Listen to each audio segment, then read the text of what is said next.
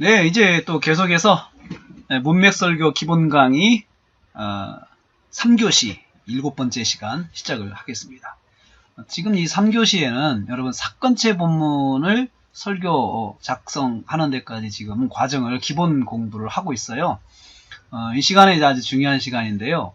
이제 사건체 본문에 설교 개요가 나오면 이제 이 설교 개요 나온 걸 가지고 설교 작성, 내용을 작성을 해야 되잖아요. 그래서 이 시간부터는 이제 내용 작성하는 방법에 대해서 공부를 하겠습니다.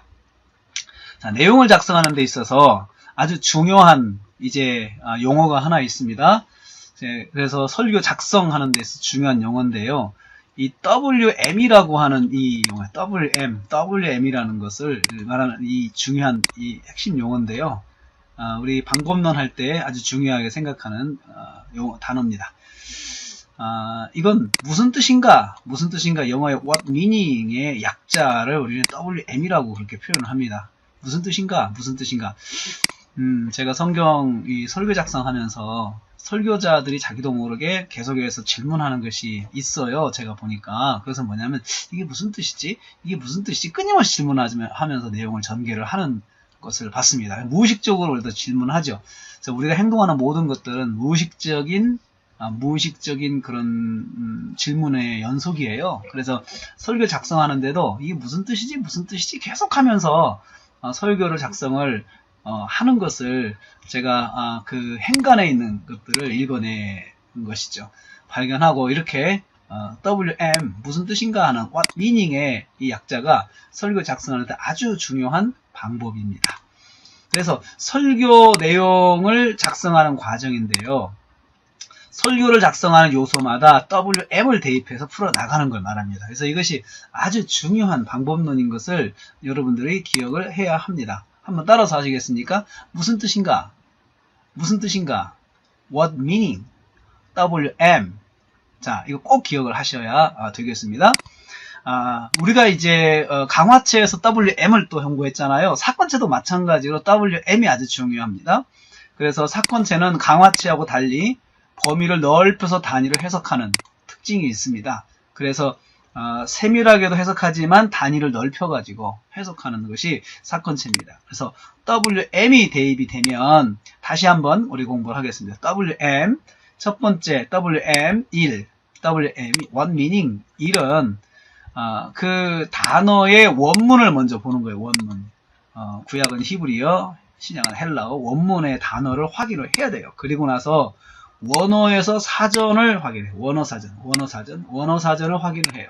그리고 나서 사전의 정리 순으로 사전을 정리해요. 그러면은 이제 내가 전달할 말이 되거든요. 그래서 작업을 해서 사전의 뜻을 설교문에 기록하는 것을 말합니다. 그러면 WM의 what meaning 1의 답이 나오죠. 그렇죠?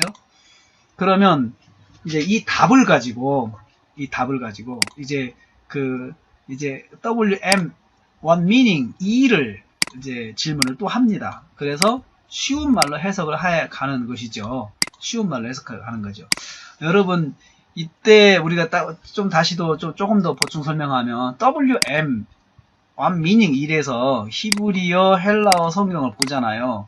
그리고 이 본문의 단어를 확인을 반드시 해야 돼요. 여러분 그 원어를 꼭 확인을 해야 돼. 이런 원어의 작업을.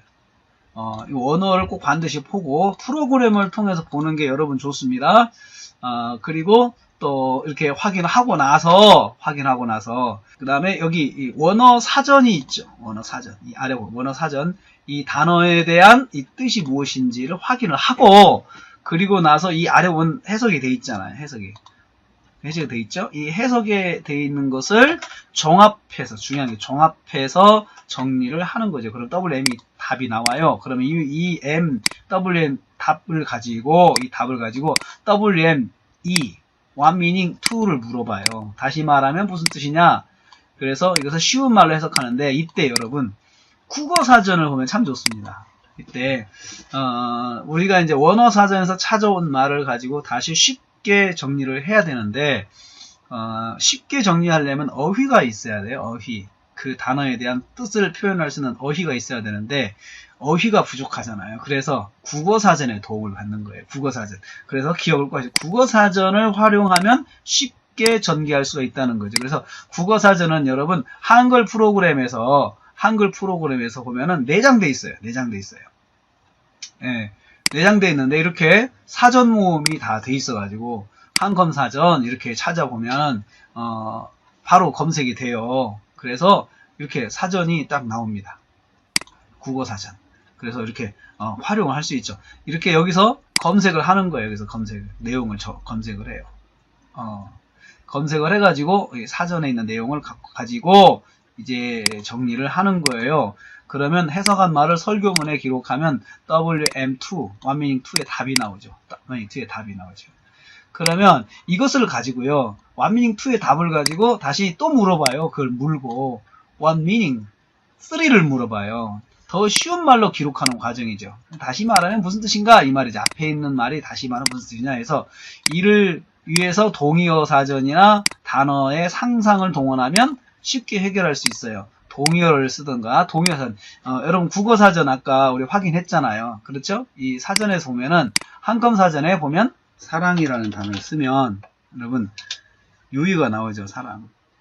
총회 이렇게 쪽에서 쭉 단어들이 나와요. 그렇죠? 그래서 이런 유의어들을 활용해서 내용을 쉽게 표현하는 방법이 있고요. 또 그 다음에 단어에 대해 상상을 해보면요. 상상을 동원하면은 그 내용이 정리가 돼요. 상상을 하면. 이렇게 해서 원미닝 1, 2, 3, 4, 5까지 쭉 갑니다. 이렇게 갑니다. 그래서 이렇게 쉽게 풀면은 어떤 현상이 일어나냐면요. 쉽게 풀면 아주 간략한 문장으로 명제로 형성이 돼요. 명제가 나와요. 명제가. 그래서 이렇게 하다 보면 명제가 나오는데 명제는 3번 이상 쉽게 풀어 정리하면 하나의 명제가 나오는데 명제는 보통 이렇게 되죠. A는 B다. A는 B다. 이런 말이 딱 나오죠. 무엇은 무엇이다. 이렇게 간략하게 명제가 나와요. 사실 이것이 나오는 묘미가 있어요. 이게 나오면 이걸 가지고 뭘 하냐? 이 명제를 가지고 적용을 합니다. 적용 포인트가 돼요. 이 명제가. 그래서 이 명제를 가지고 현장적인 내용으로 적용하게 되는 거죠. 적용하게. 그래서 A는 B다. 그렇게 나오면은 또 적용 나는 B이다. 이렇게 적용을 해요.